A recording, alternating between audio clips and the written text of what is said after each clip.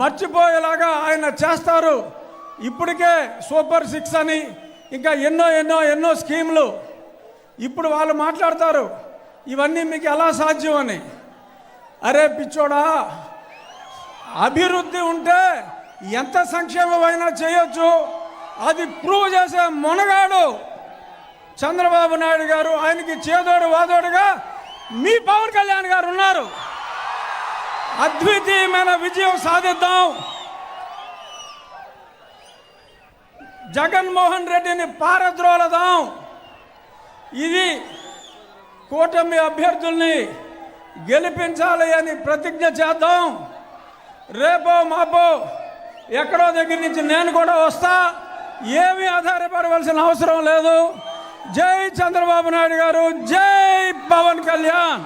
Thank you.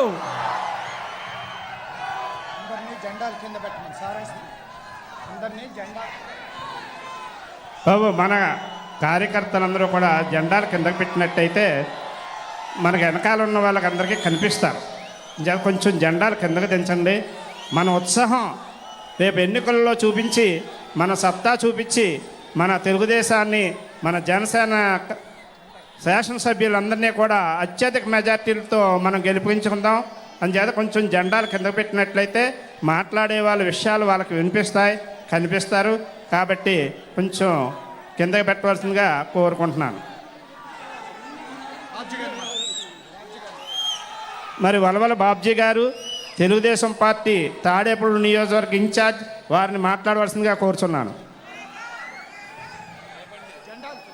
పెద్దలు, గౌరవనీయులు, Narasapuram parliament సభ్యులు రఘురామకృష్ణరాజు గారు, మన జోన్ 2 కోఆర్డినేటర్ రవి గారు, అలాగే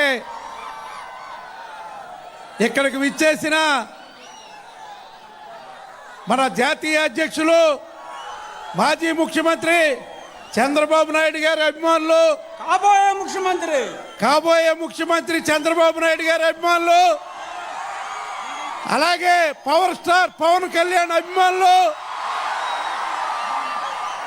అందరికీ కూడా హృదయపూర్వక నమస్కారాలు. మరి వేళ మీ అందరికీ కూడా తెలుసు, ఈ రాష్ట్రంలో ఒక దుష్ట పరిపాలన నెలకొని ఉన్నదని చెప్పి మీ అందరూ కూడా బాధితులేనని చెప్పి చెప్పక తప్పదు. మరి